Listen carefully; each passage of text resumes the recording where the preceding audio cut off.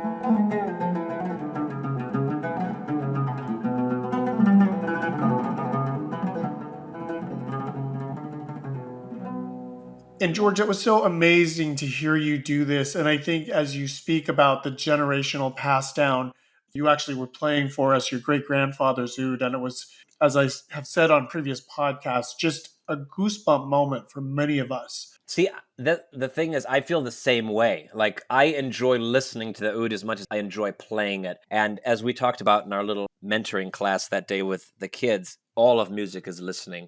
You have to devote so much time to literally just sitting and receiving and listening. It just gets into your bones and to your skin. And then when you're able to pick up the physical instrument, your fingers are able to sing into the wood, and then that comes out something beautiful because it's in you and it's just being expressed now instead of you hesitantly trying to mimic it. It's not a mimicking, it's literally an expressing because you've listened so much. Huxley Westemeier, did you hear me say something like that to you? That's a piece of advice that I've heard a lot from you. And listening is definitely at the central heart of music because music is an oral tradition. And the oud is passed down orally, right? Yeah, definitely. At least in my family, it was. Well, I think it's such a great lesson, George, for our kids. And I think, although I say it all the time, I think the fact that you were saying it while playing, which really showed us how you got this amazing musical skill by listening. I mean, that was just example by true example instead of teacher just going, you got to listen to these things. Exactly. And I really think, because I listened to Arabic music religiously for 25 years straight now. And before that, it was always around me. And it's always been around me regardless. But I just listened to it so much. And I really think to even wrap your head around the largeness of Arabic music or the songs, because some of these songs are epic lengths. They're like hour and a half masterpieces, and they're very complex and they're very huge. And when I used to listen to them when I was in high school, I would start sweating because they were just exhausting. And you don't even know where it's going. You don't know where it's been. You don't know where you came from. You don't know where you're at. You don't even know what a phrase is. You don't know what a section is. You just feel like an overwhelming like ocean of feeling. But as I listened for years and years, the song started to make so much more sense.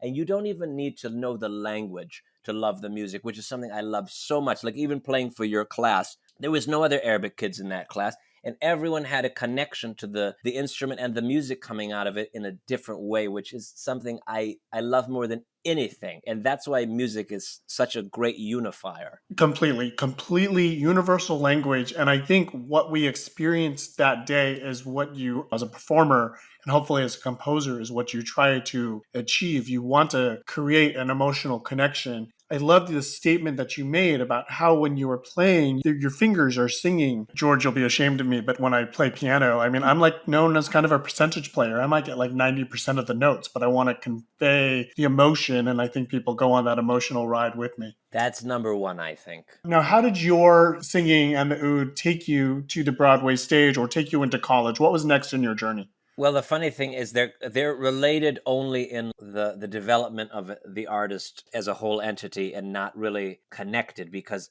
in high school, I fell in love with theater and with acting, but I was also playing in the orchestra in school, and I was also playing with my brother in a jazz quartet and playing Arabic music and studying that still, but as separate interests. But in high school, I made up my mind pretty quickly and definitively that I wanted to go into the theater because I loved it so much, and I felt it encompassed all of my heart instead of, and I don't want to say music didn't encompass my whole heart, but I was specifically thinking about how you study music in the States at a university. There was no oud programs, and I didn't really play classical violin at all at any level where I would be considered not laughable in an orchestra. And so I was like, oh, theater will have both. Theater can have music tied into it. And that's exactly what it did when I went into college and studied acting and then moved to New York after that. And I'm from Detroit, and I went to school in Detroit at Wayne State University there. I did a lot of things at Wayne State University that merged music with my acting. And so I kind of learned there how to mess around with the two. Like I would conduct certain shows, I would music direct, I would compose for a lot of shows, write songs for text, like set Bertolt Brecht text to music, set Shakespeare to music, and also play some instruments in some shows. So I cut my teeth there. And then when I went to New York, they're always trying to find out who can do the most things. And you got to do the most things because there's so much competition. So it's like, oh, you can also play an instrument. That'll be an asset to our show. So it opened up doors. So I considered my instrument playing keys to different doors that opened them up. And once you found better and better doors and you got into better and better shows that were more thoughtful, they wove the music and the instrument playing in a more substantial and beautiful way. And so that led me to the great theater director John Doyle, whom is also the director of August Rush, where Huxley and I met. He was kind of at least pegged lovingly and also mockingly as the man who did actor-musician shows, as we call them, which is musicals that you cut out the orchestra and every actor is also the instrumentalist and accompanies themselves as well as the rest of the cast and creates the whole orchestration on the stage. So it's like a physicalized orchestration, which if done well, I think is an even higher, cooler form of theater. And if done poorly, it's just horrible and very not fun to listen to. As a music director and a pianist in a show, I think as a participant, I don't really love that. But as an audience member, I think those shows are really brilliant. And I love going to them. See, there's something there, Akira, also that I think about. I'm always like, there's certain shows that are enjoyable to be in, and there's certain shows that are enjoyable to view. Tell me about August Rush. This was not your first show. I'm kind of like paging through your bio here. You have so many shows that you've been in. Tell me your highlights before we talk about August Rush here. My very first show in New York, which was called Allegro, which was a very early Rodgers and Hammerstein flop, which we did the first revival of back in 2014 at Classic Stage Company in New York.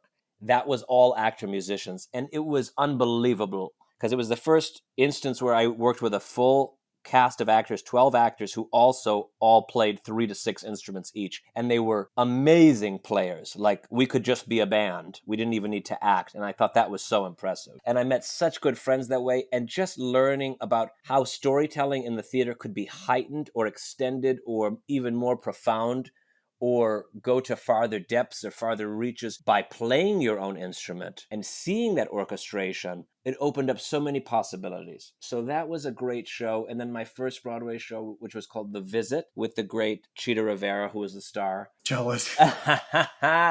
Yes, I would be jealous too, because I was jealous of myself. You know, you're just kind of an outer body experience watching yourself be a punk kid just moving to New York a few years ago and then sitting at the feet of Cheetah Rivera and all these masters. It was Kander and Ebb's last show.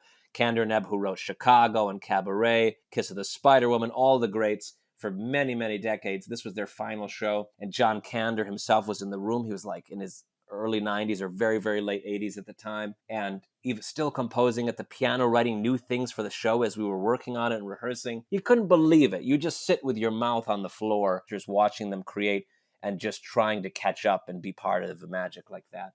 August Rush is, my God, we did it over 2 years ago now, which is insane to say. And that's where I met Huxley. And Yeah. I was like, this kid is little white me. I could not believe this kid. First of all, he told a Henny Youngman joke in the green room. I was like, what is this person telling old man jokes from the Borscht Belt in the 40s? And he's Gosh, I don't like remember that. 10 years old. He was doing magic tricks every Oh, day. yeah. He was always playing music. He was so eager. He was so excited. And he was so charming. And we were just head over heels for Huxley. And going back to listening and everything, Huxley's definitely an age right now where he's honing his ability to share his love for his music.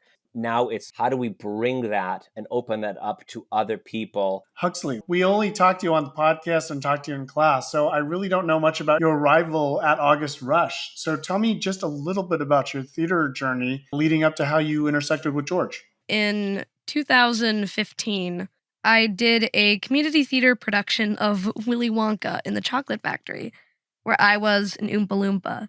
I thought it might be fun, and little did I know that that would set me off on a path that would take up pretty much my entire life. In 2018, I was lucky enough to go on the Broadway First National Tour of School of Rock, the musical, and that was incredible. We were touring to a new city every week. I'd never been out of Minnesota before, so that was such a weird and unique experience that could never happen these days because of COVID. Yeah. After that, there was a very long audition process for August Rush. I learned the guitar for it. But when I finally made it to New York, the first rehearsal was actually the day I turned 11. It wasn't actually in rehearsals. We were doing a lab where we were workshopping. Every day there were new scenes, new lines, new songs, even. And I remember sitting next to George, and he was playing, what was the instrument, George? I keep forgetting the I think name. it was the auto harp. And he was showing me how it Horrifying. works. Let's put that on your resume, George. And now my resume needs to be deleted. So we were part of the process that was actually forming the play. That creative liberty to be able to make this show essentially was just really incredible. Some of the cast members played over 40 instruments, which that is is incredible. insane. The theater is so wonderfully ripe with deconstructive abilities, especially working on new material. You fit it like clothes to yourself. And that's what I love about certain types of music. And that's what I don't like about certain types of music. Anything that's rigid or that has to be forced into like a box and you have to play it a certain way. Not that you can't play anything however you want, but some things are looked down upon if you deviate, and it's like, well, what's the point? Then it's done. It's already been played. Why am I going to play it again? And that's why I love Arabic music. That's why I love jazz. It's like a custom fitted outfit. It's like somebody else made this outfit, but I'm going to tailor it to myself. I mean, the thing about August Rush is there's something really powerful about being able to go on stage and simply just pick up an instrument and start playing and have the entire audience on the edge of their seat waiting for what's going to happen. Yeah, and through like the specific instruments, the instruments were their own characters. That's when actor-musician shows work the best. Instruments are almost another actor, and they're representative of something. Like the instrument can be used to like scare somebody or startle somebody or soothe somebody or excite somebody or unite everybody. It would not be the same effect if the actor did not have the physical instrument in their own hands and was not able to play it to a certain degree and manipulate it in that way. It's actually another extension. There's a saying in the theater, I don't know if it's just a common saying across all the disciplines, but when the emotion is too great to speak, then you sing about it. When the emotion is too great to sing about it, you dance. And I feel like if the emotion's too great for all of those, you play.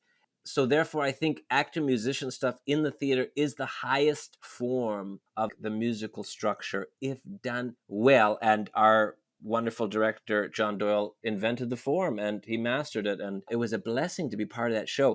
Okay, so now that Broadway's opening back up, I want you to call John Doyle and have him remount the show so I can see it. Whoever is listening, throw a couple mil at whoever and get Please. this show up before we all Deserves get to too be. old. Huxley, you got to just stay young for a while. No, yeah, I do too.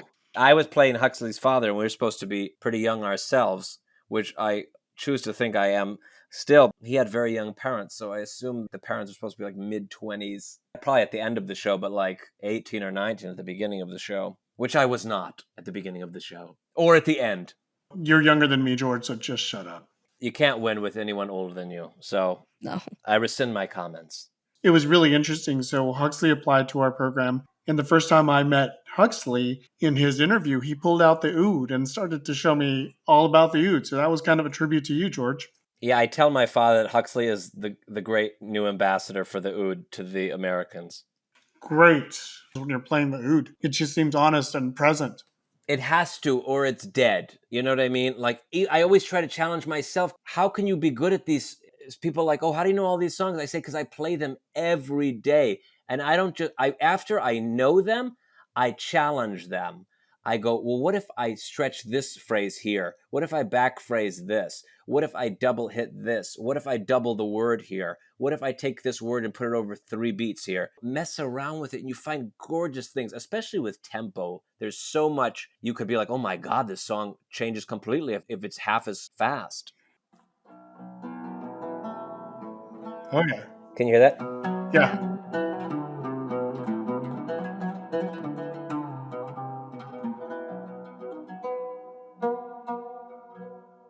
There's also a thing with Arabic music, like the great singers, they would repeat the same line dozens of times. But the goal with Arabic music, unlike probably some Western music, is not to repeat it or to do something precisely or exactly, but to see how many ways you can do it differently.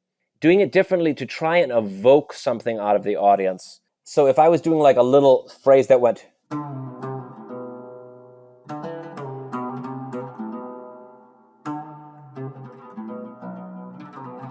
you know, that's like 4 different ways just off the top of my head. But each one could like spark you in a different way.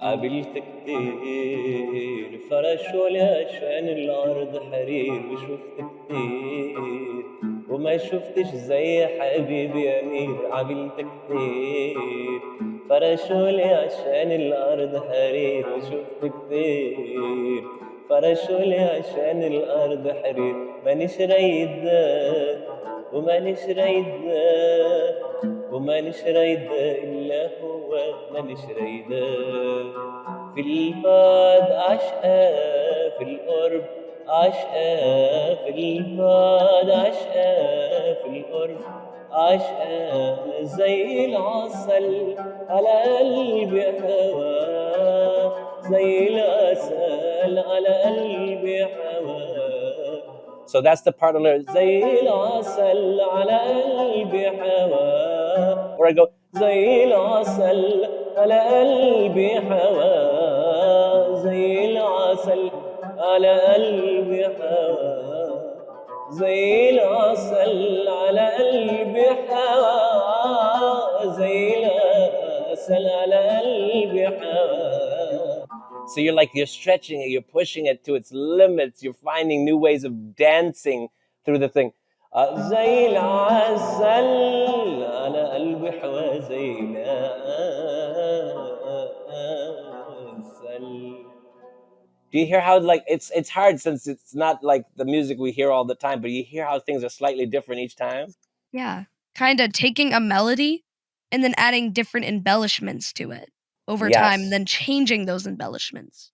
Yes. The ornamentation and embellishment is its own ancient language. Even today, I was listening to a song I love that I found a new recording of. And like, this is probably like the sixth or seventh different version of this same song I heard. And the ending of it was 15 minutes longer than it usually is. And I just sat glued to it for like a half hour this morning, just watching the singer and the violinist just going over these same things I knew so well, and seeing just if they added one grace note, it sent shivers up your spine because you knew it so much that you're like, oh, wow, I wouldn't have thought to do that. Well, that's the other thing, too, of listening to different versions of the same thing. I mean, how important is that? I think it's the most important, Akira. I always think this with jazz. Like, and I'm sure you feel the same way. Like, there's literally jazz songs I go, no, this song stinks. And then I'll hear somebody else's arrangement or how it fits in somebody else's voice. And I go, oh, it's the greatest song I ever heard in my whole life. Certain people have music. It's certain people's song. Like, I'll go, oh, that's that person's song. Like, that's Carmen McRae's song. Or that's Etta Jones's song, or that's Sarah Vaughan's song, but it's not the others. And of course, they'll sing it, and they'll execute it beautifully and brilliantly, but you will not be pricked the same way if it's not their heart. I'll listen to like classical violinists, and I'll hear like, I'm probably gonna get flogged for this. I'll hear Itzhak Perlman play a more romantic piece, and he'll play it beautifully, and he'll execute it brilliantly, and I will not be moved as if I heard somebody else play it, or a darker piece, because Itzhak Perlman's heart to me is a joyful, playful heart. So when I hear him play like Mozart 5, I go, oh, it can't be better than that, because he knows it in his heart, and that's why we think certain artists are great, because there's so many people probably equally technically proficient. And even there's probably technicians that are greater than who we perceive as the greatest, but there's people we connect to because we go, that's your song. Absolutely. Yeah. George, I want to say how amazing this has been to have you on, to have you in class, to get this opportunity to speak with you again, and to hear you play the oud in this private concert format for us, which everyone else will hear on this podcast. Thank you so much for being here, both you and Huxley, tonight. Well, thanks for having both of us, and I'm so glad to connect with you in this magical way. Super privileged to have met you and have learned from you, George. Thank you. And I'm grateful to have worked with those kids, which I was truly terrified of, but I was put at ease instantly by their capacity for learning and their enthusiasm. And it was very inspiring. The whole staff was like, oh, bring him back. So it's one of my favorite sessions, actually. I'll come back whenever. I'd love to. You're on the permanent roster for at least every year, George. All right. And then you gotta come to LA and perform with us sometime soon. See, that would be the ultimate, wouldn't it? That'd be great. That would be incredible, performing again. Amazing. All right, guys, we're going to say goodnight. Thank you for listening to our podcast today with the incredible George Aboud and Huxley Westemeier. On a personal note, I would like to announce that this is my final episode hosting the Inception podcast, as I am turning the reins over to one of our young composers, Angela Urachiaga. So look out for Angela's premiere episode, as she is joined by fellow composer Eliana Escamilla as they interview our fabulous vice president of vocal performance and performer engagement, Arilee Brighton. The Inception Orchestra Young Composers Mentoring Program, in partnership with ASMAC, the American Society of Music Arrangers and Composers, is funded by grants from organizations such as the Los Angeles Central City Optimist Foundation and generous donations from friends, family, and listeners like you. Please check us out at www.inceptionorchestra.org. Thanks, everybody.